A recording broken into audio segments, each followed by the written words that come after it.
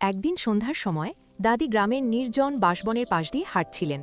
হঠাৎ তিনি ঝোপের ভেতর অদ্ভুত শব্দ শুনতে পেলেন। পাতা সরাতেই দাদি দেখলেন একটি বিশাল সাপ কুণ্ডলি পাকিয়ে আছে।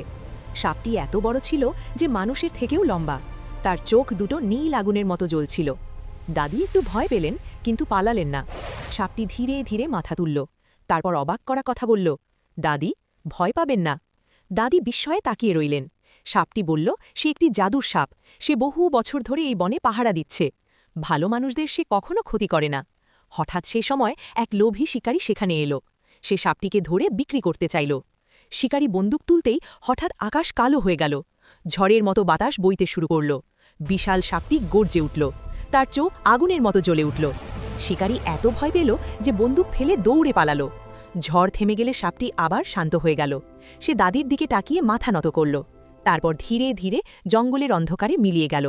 সেদিন থেকে গ্রামের সবাই জানত, বাঁশবনে থাকে এক বিশাল জাদুর সাপ, যে শুধু ভালো মানুষদের রক্ষা করে। সাহসী দাদির জন্য একটা লাইক দাও।